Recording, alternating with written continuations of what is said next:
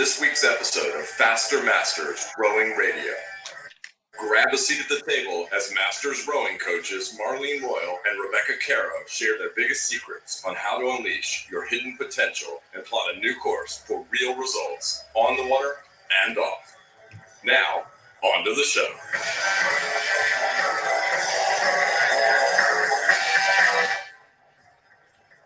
Well, hello everybody and welcome to another edition of Faster Masters Rowing Radio, where today we are talking about buying a new boat and how to test a boat and see if it's right for you. I'm Rebecca Caro and I'm joined by Marlene Royal.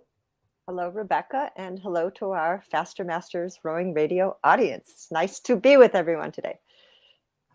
When we were planning this episode, we were slightly surprised that we've never done an episode on buying a new boat. So I know. We're actually doing a dual series. So today we're talking about buying a new boat, and our next episode will be about buying a second-hand boat. So stick with us, and remember the part where we're going to talk about testing boats applies to both. So it's time. You're buying yourself a present, or some lovely friend of yours is going to help you buy a brand new boat. How should you start even thinking about this? I know. Well, I mean, it's a really big project, actually. And I think for most people, it's also a very special project because, you know, a new boat is a very, very personal item.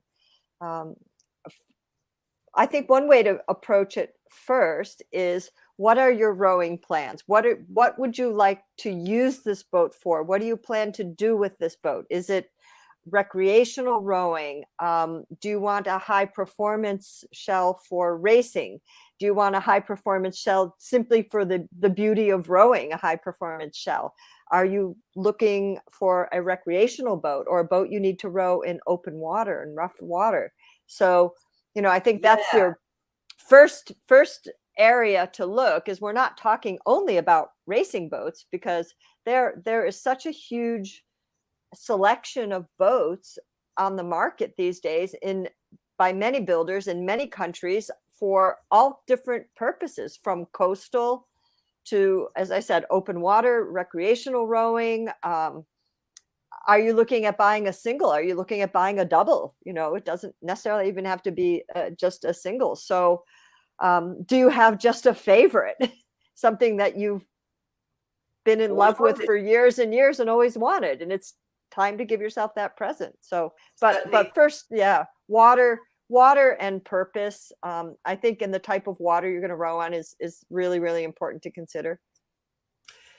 So the next thing to consider for you is the size of your boat. As everybody probably knows, but we'll just reiterate it in case you don't. The depth of the hull, so from the deck where you sit on the seat to the bottom of the boat as it goes in the water, varies depending on the weight of the athlete, because the heavier the athlete, the lower it sits in the water. It displaces more water. And so boats are designed to fit around about 15 kilograms of weight, which is around 40 odd pounds. So what you'll do is you'll buy your boat, and I'll talk in kilos because I'm more familiar with it, and you'll say, I weigh, for example, 70 kilos. The boat that I'm going to be buying will be a boat that will go from 65 to 80 kilos, or possibly 60 to 75 kilos. And be, aware of yourself.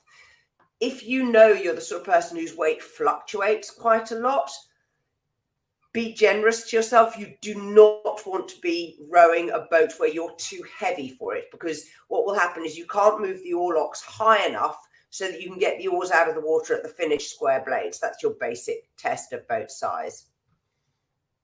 Yes, I think that's very important. And depending on the builder that you choose, they may have multiple hull shapes and multiple sizes of weight classes. Like for example, some builders have a midweight, and then they have a mid heavyweight or a heavy midweight. So they may have, larger weight categories for a particular hull, and then they may have some boats that are, smaller, more narrow weight classes. So that's something to consider, as well as your proportions, because somebody who may be, say there's a person who is on a lighter side of a certain boat, but they have very long legs and very long shins, and they may need a slightly deeper hull.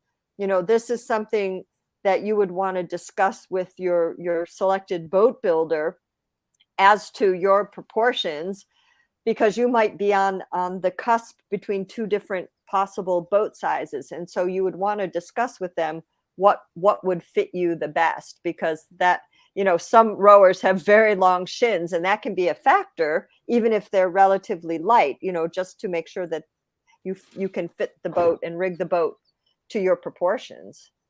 Yeah, that's really good advice there. The next thing to talk about is your budget. How much money have you got to spend? Are you on a restricted budget? Are you this is my investment in me and it doesn't matter what I spend on it? Because there are lots of parts of buying a boat which can be more or less expensive. So a simple example, most boat builders have more than one rigger choice. You can choose a wing rigger design that is either in aluminium or in carbon fibre, and the price is different. Some of them have a different price for a reverse wing, where the wing is mounted from behind you rather than in front of you. So do have, be cognizant of these things. The things that affect the price of the boat is usually the materials they're made from.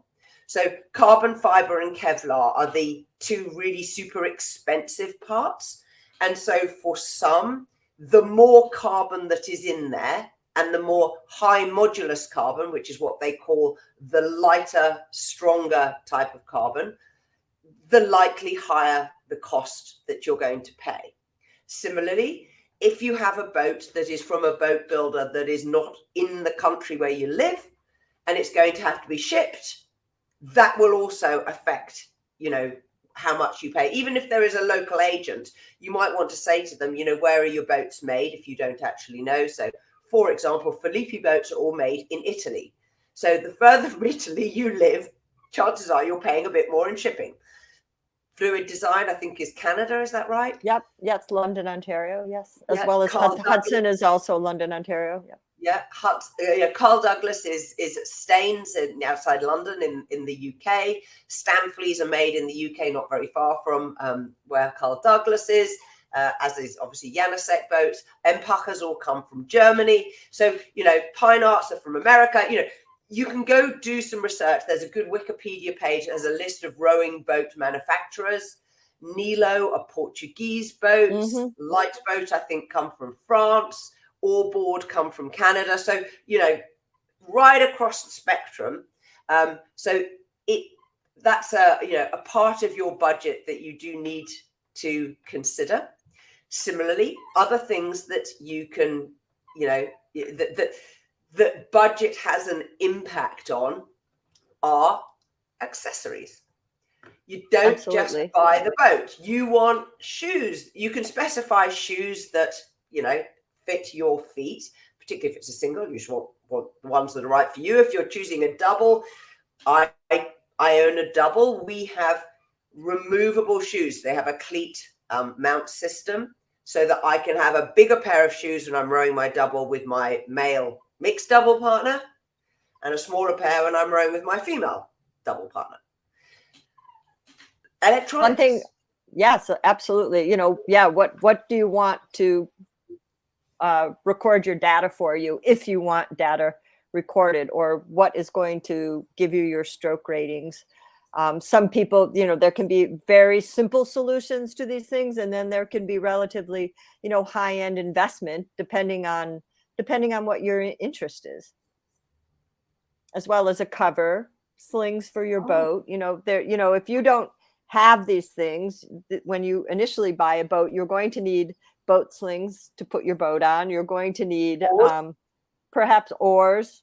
And then how much you spend on oars is going to depend on the type of use you're going to, what type of rowing are you going to do, and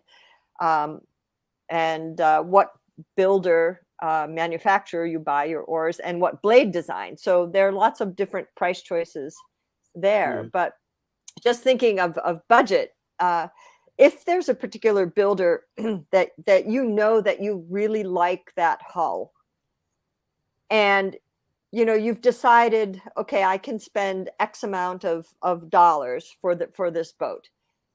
You may be able to get the hull that you want, but perhaps there are a couple price points, different prices of a boat that comes out of the same hull design, but different prices according to what the boat is made of. As Rebecca was talking about, the carbon is going to be a higher end boat. You may have a boat that's a carbon mixed with something else, and the price could be a little bit lower. So, those are also some factors. If you know that you like the feel of that hull, but perhaps you don't want to buy the top end boat, you still might be able to get that hull, but made in slightly different materials. Yeah, that's definitely worth considering, because most of us have to make compromises somewhere on our budget. If you're buying a double, do you want a double pair? Definitely worth thinking about. There are other things that you can do. So, for example, my boat has an adjustment mechanism under the seat. So you can raise and lower the seat so that you can sit higher above the deck. That may have no use to you whatsoever. Or you might say, I always row with a seat pad. What if I can buy a seat that has a top that's molded to the shape of my body? And I happen to know Carl Douglas does custom seat tops. Very entertaining how he gets the mold, but that's a talk for another day. You don't have to buy riggers from the same boat manufacturer. There are rigger manufacturers, and mostly, particularly if they're aluminium, the boat builder has a relationship with a rigger manufacturer because, again, their skills are in metal manufacturing, whereas the boat builder's skills are usually in carbon fiber and Kevlar and wood manufacturing. So, if you know that they buy riggers in from other places, and you particularly want to have riggers made by Ortec or whoever it is, you can get a slightly different rigger design. So I know Durham Boat make carbon sweep riggers. If you decide you want a carbon sweep rigger that's going to go on your boat, on your Resolute, on your Vespoli, you can mix and match some of these things. Now, many boat builders will offer you options. So if you go onto their website, you can actually see what a lot of the options are. And some of them are things that are going to be, I don't know until I've got the actual boat. So things like, where do you mount the rigger? So nowadays with wing riggers, often the boats there's a flange on either side of the hull, and there'll be several mounting holes that you can use so that you can mount your rigger closer to the stern or closer to the bow, and you'll be able to adjust that. And how you decide where's best for you is usually based on how you physically row the boat and how it moves, because boats change their pitch on a lateral plane while you're rowing.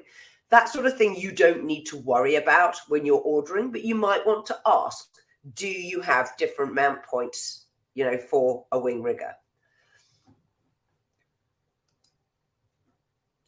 What about storage? What about boat transportation? Yeah, absolutely. Where's your boat going to sleep? and I remember when I got my first boat and I was like, oh my gosh, where is it going to stay? You know what I mean? It was very exciting. But if you belong to a club and rack space is at a premium, you may have to be on a waiting list to get a rack on your club. And that certainly is a consideration in buying a boat. Like, you might need to get on a waiting list for a rack before you buy your boat so that you'll have a place. Some clubs may have some outdoor storage or additional storage during the season that there's a little bit more room. Perhaps you row from your house and you don't have to worry about storage, or maybe you have to worry about winter storage, or how is the boat going to be covered if it's kept outside? Those are certainly certainly things to consider, especially with a brand new boat. You know, you want to keep it in good condition, and you want to keep the ultraviolet rays off of the boat. So you do have to, if it's kept outside, you do have to have it under some type of cover. Yeah, you definitely do. And, you know, if you're going to car top your boat and transport it, you'll need a boat carry rack that fits onto your roof rack. And so, again, that's another expense. Your boat builder, in all likelihood, won't supply that. You'll need to go to someone who makes those specialists. Some of the boat trailer manufacturers also make carry racks, but you can also buy carry racks from people like Burnham Boat, people like Tim Crooks in the UK. Yeah, so there are quite a few people who make them. Or you can make your own, as a girl I used to row with did. She basically took a ladder, an old wooden ladder. That's what I was going to say. Yep. Strapped it to the top of her car roof rack, and she put padding at each end, and it made for a perfectly competent boat carry rack. Yep, but the key is absolutely, the span of your car roof rack is not sufficient to support the length of a 7-meter single scull. So you have to provide a wider support base. Yes, and if you are going to car top your boat to where you have to row, you might need to get a different car. So if you're by yourself and you have a car that has a very high roof, it may not be that easy for, even with a step, it may not be that easy to get your boat on and off the roof by yourself. So you know, the height of the roof of your vehicle can definitely impact how easy or complex it will be to car top your boat. And you can certainly, there are people who I have seen who have made sliders so that they could actually slide on their rails, they could actually slide it out and just slide the boat off the roof and pick up the boat. So I have seen, you know, custom racks made that way, but it is something to think about. You know, where are you going to be rowing from? Are you going to be rowing from a dock? Do you have to beach launch? Do you have to transport? You know, these are definitely considerations of how you set up your entire rig with your new boat. Certainly, I've seen car adaptations where there's an adapter that goes onto a tow bar ball, you know, on your rear bumper, and it's a post with a U at the top onto which the boat sits, and you can rest the boat on that, and then that tilts down almost to like a 45-degree angle, so that you can tilt the boat down and more easily control lifting it on and off the car roof rack. So that sounds very nice. Yeah. It's quite cute, actually. Yep. And that does bring up the topic of your boat, the weight. And that is a consideration in buying. Again, if you are you're going to car top, or you want to be able to move your boat around by yourself with ease, you need to make sure that you are able to manage the weight of the boat, because some boats can be not non-racing boats, but, you know, some open water boats or coastal boats, you know, it might be quite hard to deal with, you know, to carry a boat with one person. So obviously that's a factor in terms of moving your boat around as well. Or do you need a dolly? You know, do you need a dolly to move a heavier boat around? Yeah, my single weighs 14 kilograms, which is, I think, the minimum weight. But then you add on the weight of the sculls and the riggers and stuff. So, you know, there's more to it than just the weight of the hull on its own. A dolly, for British listeners, is a trolley. Now, ordering your boat. So one of the things that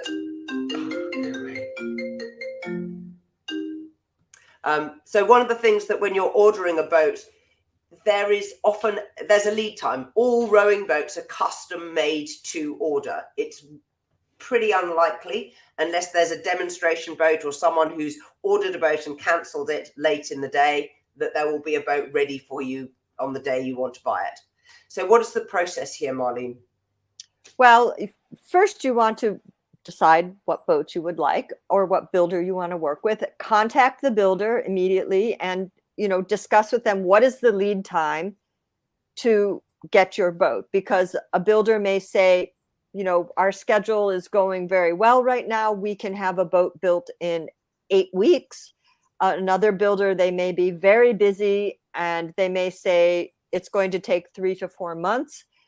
generally they're pretty good at giving you an estimated time, but you might want to tack on a little bit of a cushion there if you're thinking about your season. So if you would like a boat in April, you may want to think about ordering this boat in October or November, so that there's plenty of lead time in case there is a delay in the delivery, that you still get your boat when you would like to get your boat. There's definitely no harm in ordering your boat with extra lead time, but but get an idea from the builder and what they require. Do they require a percentage for a deposit? Do they require full payment of the boat up front? Do they can you have a payment plan with the boat builder? Every boat builder is a little bit different, how they do their ordering, what they require to start building your boat. And so you want to discuss. I mean, most of the time this information is on their website, but definitely lead time is something you would probably want to call and talk to them about, because that can change based on how busy they are and during certain seasons.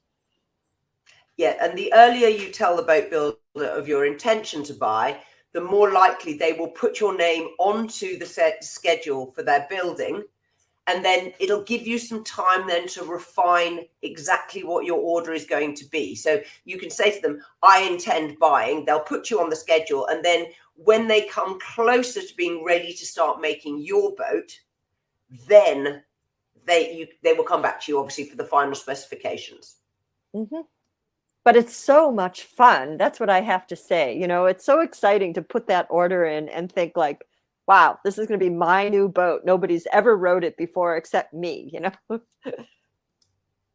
Now, how do you test a boat? How do you decide what is going to be right for you?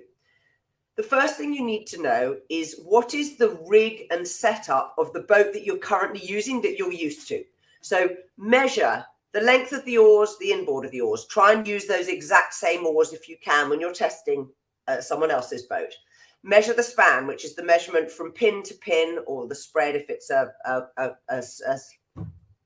one of them squeak, the other sculling, so that you know exactly what those are. Know exactly how far in front of the pin your foot stretcher is and how to measure that.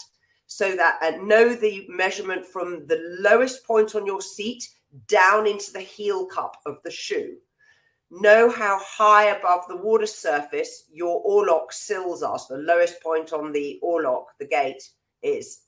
You have to measure that when you're actually sitting in the boat on the water, because it's not about the height of the sill to the seat, it's about the height of the oar sill to the water.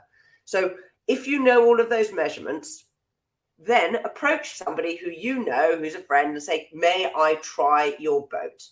And if you're going to do this really, really diligently, ideally, you set their boat up to be what you're used to. If they're not comfortable with that, don't worry. Measure their boat, try it, but don't change anything around. If you can use your own oars, I think that helps because, familiarity. Yes, and it is important to at least adjust the foot stretchers properly when you test a boat. Sometimes, I know that of situations where someone has gone to test a boat and they just hopped in it and rode it, and they didn't set the foot stretchers appropriately, or they didn't just change their little washers so that their height was reasonable for them. And they have a very different perception of the performance of this boat. So, if you have a nice friend who will let you change some things, or at least the foot stretchers, so that your height and your foot stretchers are set correctly with your own oars, that will at least give you a pretty good sense of the boat. And you're looking for comfort, first of all. Every boat rides a little differently. Every boat has a slightly different feel. Just like when you go to buy a new car, you may like the way the seat is. You may feel, the seat feels too low, or the windshield is too much of an angle, or the roof is too low in the car. There may be just things that you notice that you would prefer it to be a slightly different way. And it's the same thing with boats. Each boat has a little bit different feel. The shapes are slightly different. They're going to sound different. You might love the sound of a particular boat. You might find that the boat makes a certain type of sound, or there's an echo in the rigger, or there's something that you don't like the sound of the boat, and that is something that you have to notice, because you're going to spend a lot of time in your boat. So I think it's really, really important that you select a boat that you know you are going to be comfortable in, because if you're not comfortable, you're not going to enjoy rowing the boat. So once you've set up the boat, you've got in it and you've started rowing, do your normal warm up. Try and row as you normally row. Don't change what you do. And then do some steady paddling, low rate. If you've got a speed measure with you, it sort of helps. It gives you an idea. Notice things that you think are different and things that you think are the same. You know, how does the balance feel? How does the height feel? What happens? You know, do your blades feel like they grip the water at the catch? Do you feel like you can have a more powerful finish? You know, all of these things. What does the seat and the slides feel like and sound like? Secondly, you then want to start doing some distance pieces at slightly different rates. I recommend at least 500 meters, or say 2 minutes rowing. Go row firm pressure at, say, rate 24. So it's a mid rate. It's nothing high, not particularly low. Hopefully it won't challenge your technique too much.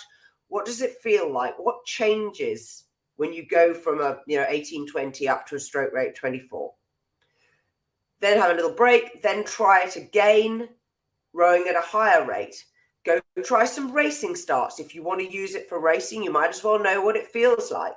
And then try, if you can, to record all of your speed measurements so that you can download them and do a little bit of analysis off the water, so that you actually know, what did I do and what happened. If you're testing a recreational boat, or a boat that's meant for open water rowing, you may not be able to row as high stroke rates as you can in a racing boat, but you still want to try, what does the boat feel like at 18? What does the boat feel like at 20 or 22?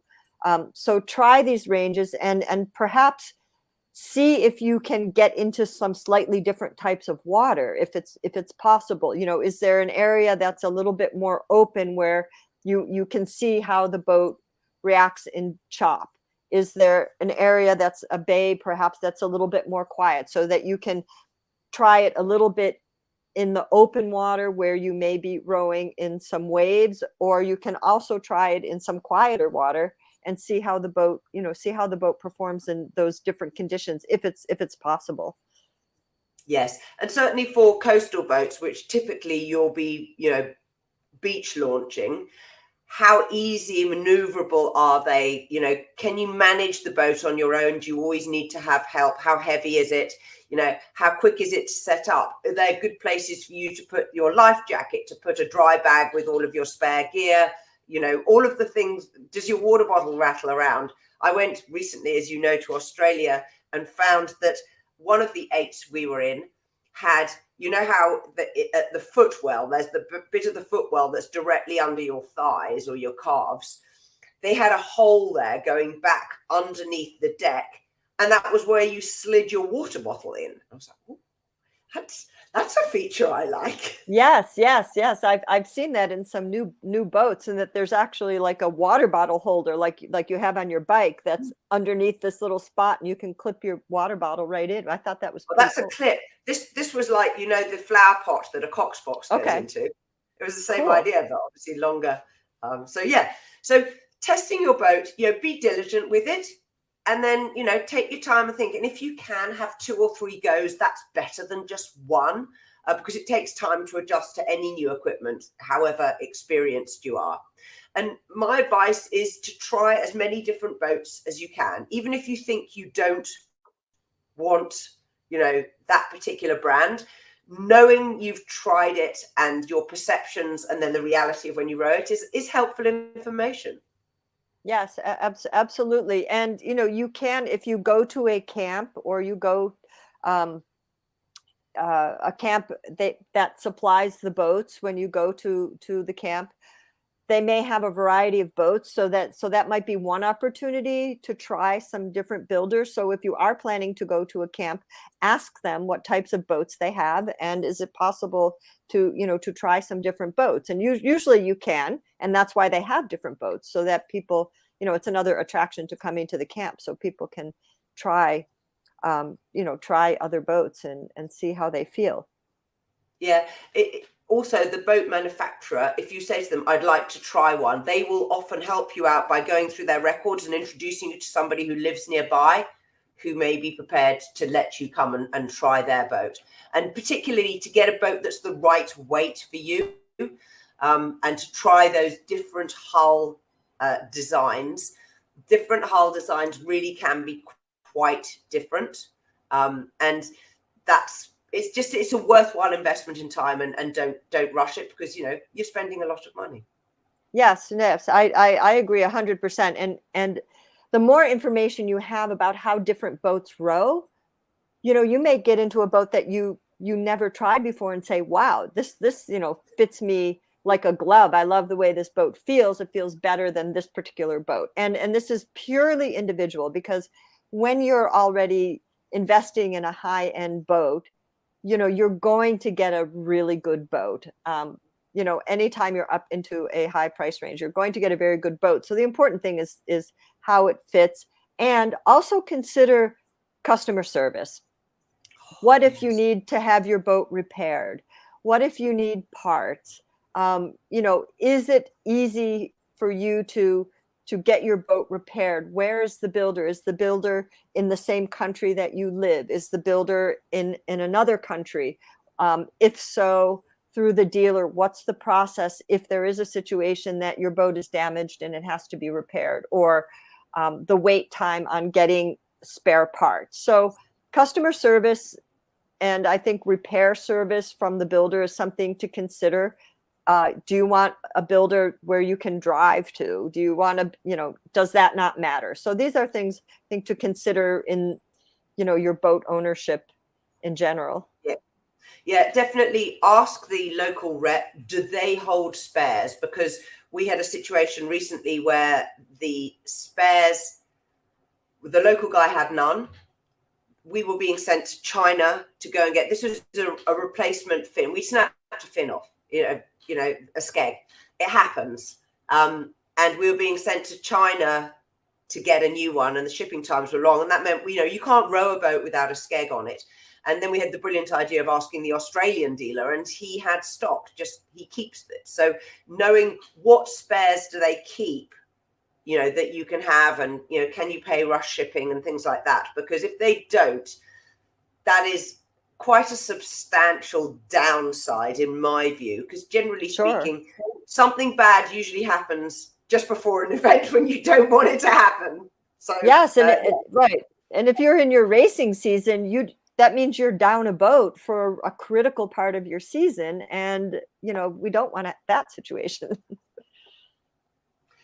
So there's some highlights for you to consider if you are fortunate enough to be able to go buy a new boat. And don't forget, next week we're going to be talking about buying a second-hand boat. Till next time. Bye-bye. We're part of the Rowing Chat Podcast Network. Please tell your rowing friends about the show. And if you've learned just one helpful thing from today's episode, please consider supporting the show for as little as $1 per month by visiting fastermastersrowing.com/podcast.